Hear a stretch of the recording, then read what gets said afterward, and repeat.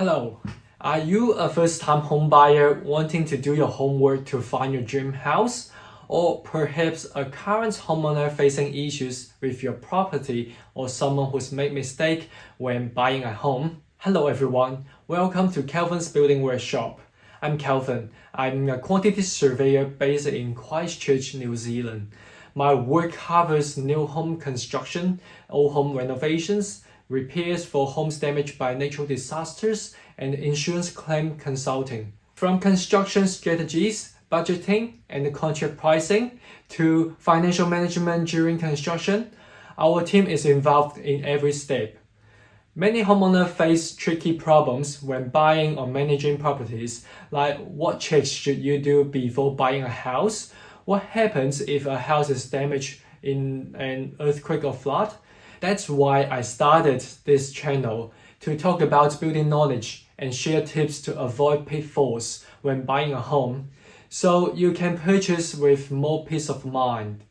The content I share is mainly based on New Zealand's building standards, but in reality, residential construction methods in places like Australia, United States, Canada, Japan, Norway, Sweden, or even Iceland, they have lots in common.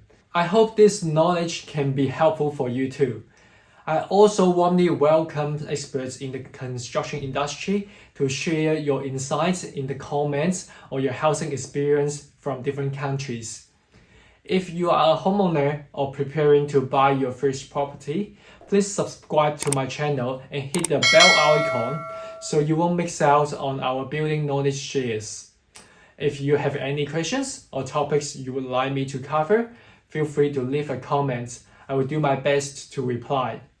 Also, please share this channel with your friends who might need it, so more people can learn about property and construction.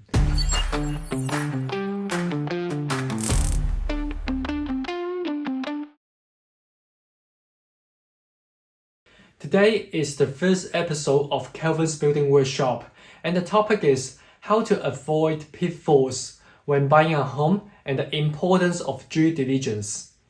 Today, I will share a real-life case.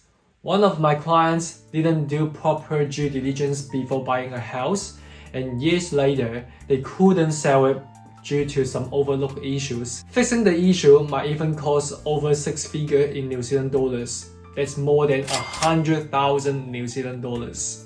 Oh God, please, no! No! This client bought a house in Christchurch, New Zealand, because they didn't do thorough due diligence.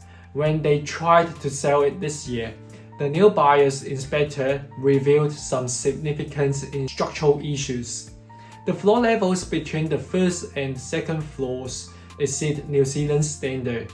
Specifically, the maximum height difference between the highest to the lowest points of an indoor floor shouldn't exceed 15 mils, and any 2-point span shouldn't have a slope greater than 0.5% or 10 mm.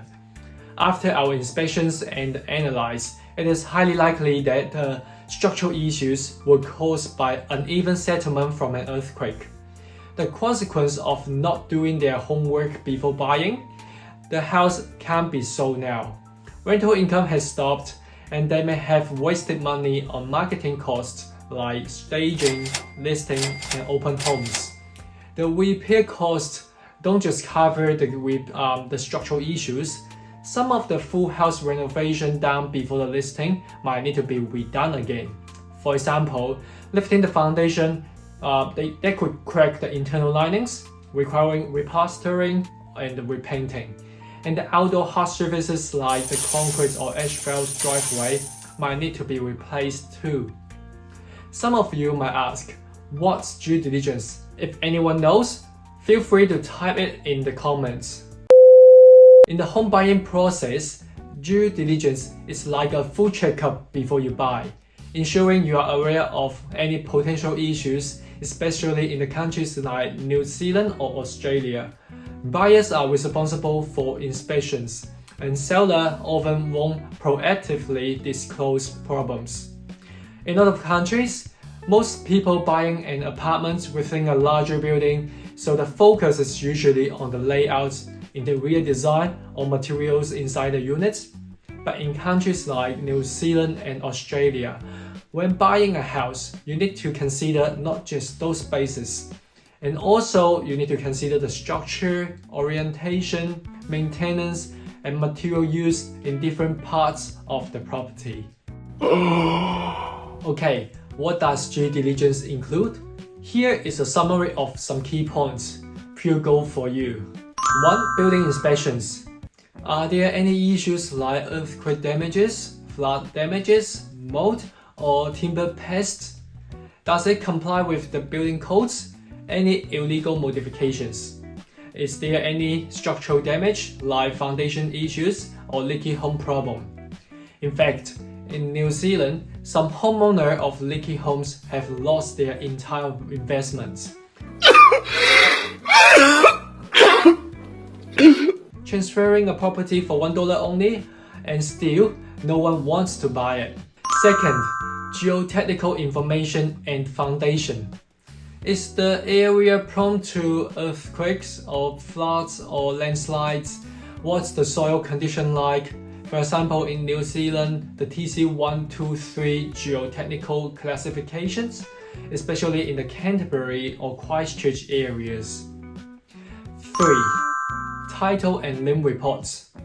Are there any mortgage restrictions or covenants? And the lien reports, LIM, stands for Land Information Memorandum.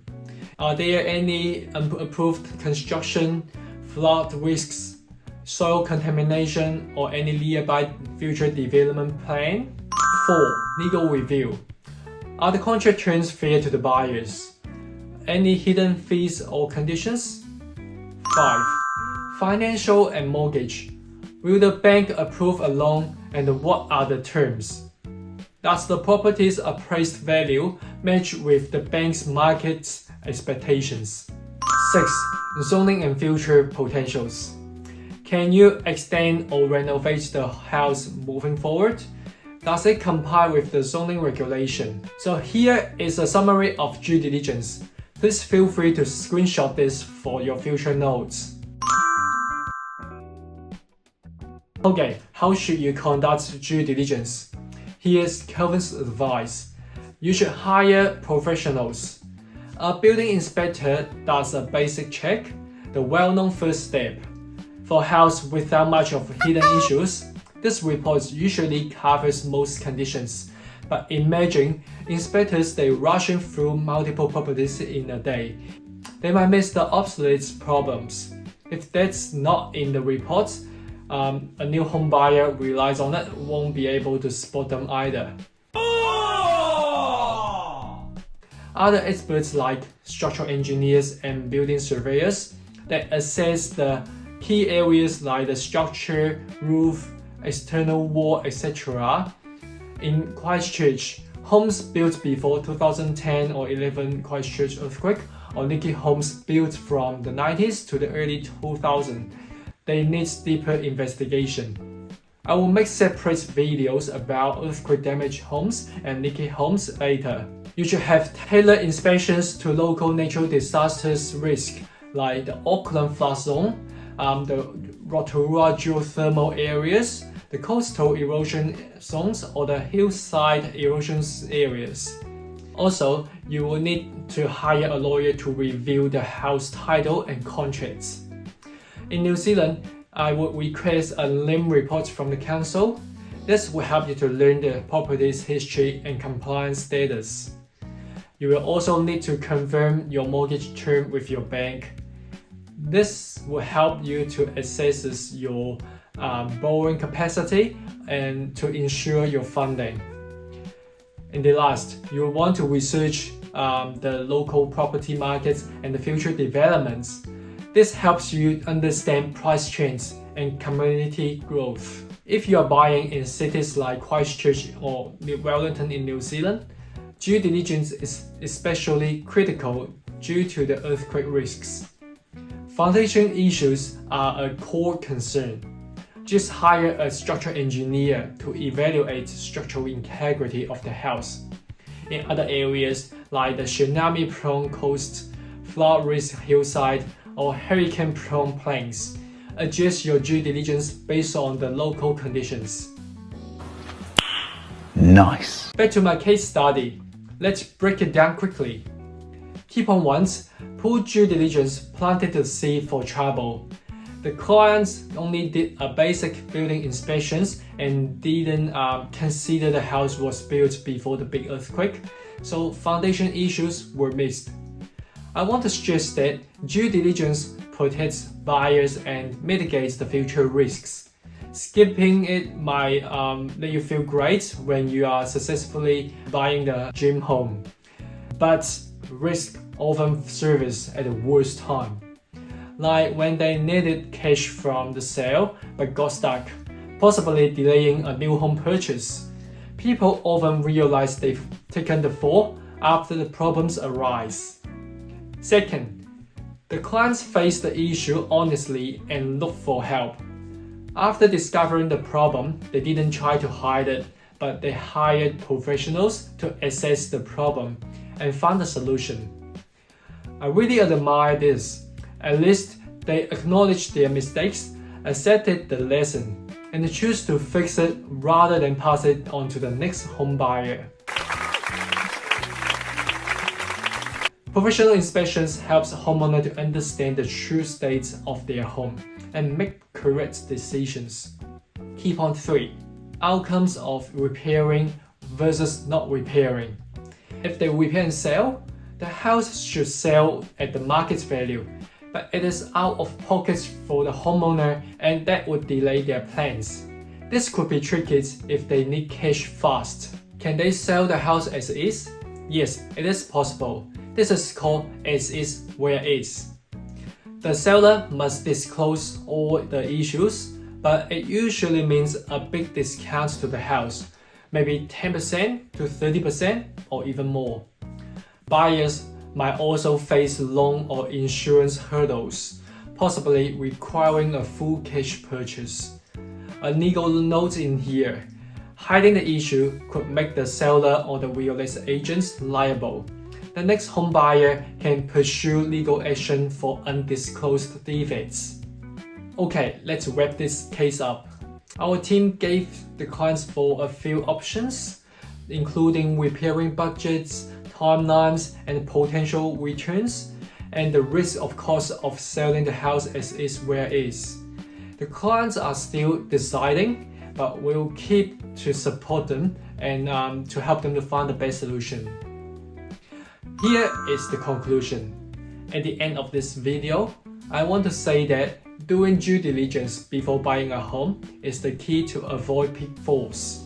Skipping on homework now often means paying a steeper price later. If you find this episode helpful for you, please like, subscribe, and hit the bell icon so you won't miss any future practical content about property and construction. If you have any questions, drop them in the comments. I will try to answer everything that I know. I'm Calvin. I will see you next time. See you. Bye bye.